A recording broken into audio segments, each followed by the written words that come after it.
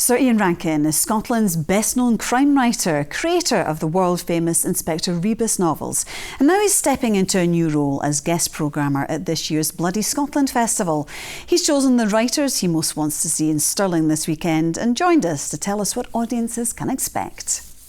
So Ian, you're the first guest programmer for Bloody Scotland, and you've set up a real stellar list of guests, haven't you? Kate Atkinson, Mick Herron, to name just a few.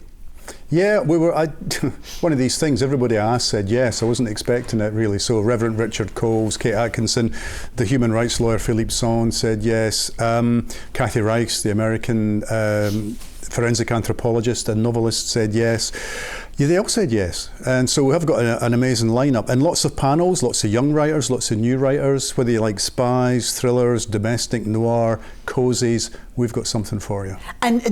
And you got all these great, big names on board. Is that because it's because of who you are, or Bloody Scotland is gaining quite a reputation anyway, isn't it? Well, I think it's both, really, because I think publishers, when they look at Bloody Scotland now, see big audiences, big book sales, and they think Stirling is an attractive place to come for a few days.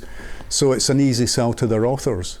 So we're getting bigger authors from all over. Yo Nesbo is coming. We're getting authors from all over the world now are attracted to Bloody Scotland, partly because of the location, partly because of the quality of the festival, and partly because they'll sell a few books. Yeah, and it does say a lot about how it is seen, as you say, within the publishing world, that so many people want to come, and it's becoming more and more popular every year.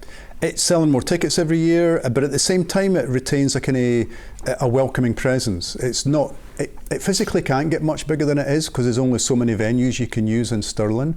There's only so many people will get in each venue. So to that extent, I can't see it getting much bigger unless they extend the length of it. And the fact it's over a one weekend means it's affordable. You can go on the Friday, leave on the Sunday. You've stayed 2 nights in Stirling and you've had a whale of a time. Yeah, because when I first looked at the programme, I just assumed it was over a week. I thought you'd extended it because there's so many people, so many writers coming. Yep, so many. And sadly, we've had to do away with some things. So, for example, we used to play football, Scotland crime writers versus the rest of the world, on the world's oldest bowling green in Stirling. But that had to end because there was acrimony and cheating, allegations of cheating. And I'll have to say, as captain, I did lead the Scotland squad to a couple of famous wins. Who was cheating? Modesty forbids me saying who. Actually, lawyers forbid me saying who it was. So it's been a lot of work for you being the guest programmer, hasn't it? And you're also going to be interviewing a lot of the writers. So you've had a lot of reading to do.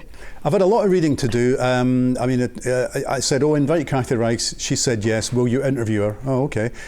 We've invited Reverend Richard Coles. Will you interview him? Oh, okay. Philippe Son, the human rights lawyer. You know him, don't you, Ian? You can interview him. And Kate Atkinson is coming, and so I get to interview her as well. And some of these authors have got a lot of books. They've written a lot of books. So that's quite a lot of reading. And of course, if things go wrong, it's always the fault of the interviewer, not the interviewee. So I've got to be well prepared. Yeah, lots of good questions. I'm learning from the best. Do you read crime, in your spare time? Is that what you read? I read a lot of crime. I probably don't read as much as my wife because she reads a lot more books than I do. But you try and keep up with young writers, who's coming along, who's trying to steal the food from your bairns' mouths by selling more books than you. And because a lot of these writers are friends. I mean, Mick Herron's new book, Clown Town, the new Slough House book, is on my bedside table at the moment, even though I'm not interviewing him.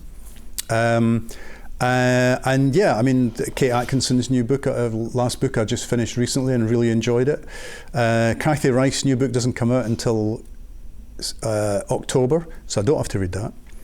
But yeah, I enjoy it. I think the great thing about crime fiction is it is escapist, it is entertaining, it's a roller coaster ride, it's exciting, it's thrilling, but it's also serious. You're learning a lot about the world. You're being asked some very big moral questions. And you're learning a lot about these different locations. You're learning a lot about America or Canada or Norway, wherever the book happens to be set. Or in the case of Richard Coles, an English village or a monastery. Mm-hmm. You're learning a lot about the workings of these places. So you're learning a lot without it being, a school day. And it is the most popular genre now in writing, isn't it? Is it not? Yeah, there's a thing now called romantasy, which is a mixture of romance and fantasy. So it's basically people having sex with unicorns. All and right. apparently that's very successful at the moment. But my agent has asked me to try and incorporate some of it into the Rebus series, and I'm struggling a wee bit. The mind boggles. The festival is also, it's a great showcase for new and emerging writers. I mean, festivals like this are important. Yeah, festivals like this are important, and it's terrific. We've got this thing that we do, that the spotlight it's called, which is when you've got a couple of big name authors coming on stage. Before them for a few minutes, a new writer gets to stand up and read, and that introduces them. One year I was on stage, I forget who I was interviewing or being interviewed by, but the guest speaker that time was Graham McRae Burnett, who of course has gone into huge things. So it's a really important thing for new writers, for young writers. And then there are prizes for people who are really at the beginning of their career, who get a chance to pitch their novels to professionals, to agents and publishers, who will tell them, the truth about whether this is a good idea or not, and whether it is publishable or not. All of that, I think, it never existed in my day. We have to work much, much harder to become published writers. It's not all work for you, Ian. You're also up for the McIlvanney Awards for your most recent Rebus, Midnight and Blue, and you're up against McIlvanney's son, Liam. I mean, awkward. I know. Well, I mean, I do feel like a bit of an outsider. There are 5 of us up for the award, and 3 have won it before, and I'm not one of them. So there's me and Tariq Ashkenani, I think, are the outsiders. We've never won this before. I mean, it's great. I mean, Liam has won it before. I'm sure his dad would be very proud of him. He's up for it again for A Good Father, his latest book. Denise Mina, who's a fantastic writer, is up for it. So yeah, no competition at all there for us newbies. Oh yeah, you're newbies. So what are you looking forward to most this weekend? There's a late night whiskey tasting, and we've blended a special whiskey, and I had a say in the blending of it. A company called Fib in Fife have come up with this whiskey and marketed it and branded it as the Bloody Scotland whiskey. And we're doing it with 2 musicians, James Yorkston and Mull Historical Society, who happen to have written crime novels. So they'll be singing and playing, people will be sipping a whiskey, and there might be some questions about their novels as well. That's going to be a cracking late night. Oh, it sounds like it's got a great atmosphere, a great vibe. I can't let you go without asking you, and I've already been pushing you a little bit about this.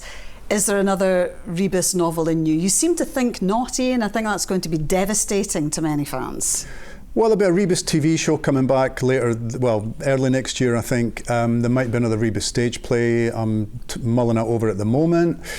A Rebus novel, I just can't think what I would do with them. So unless he has some ideas for me, I think the next book that's coming out, which is next October, is not a Rebus novel. But in 2 years' time, 2027, we'll be celebrating 40 years of Rebus. So maybe. Never say never. Never say never. Never say never. Indeed. Okay, Ian, thank you so much for joining us, and have a great time this weekend. Thank you.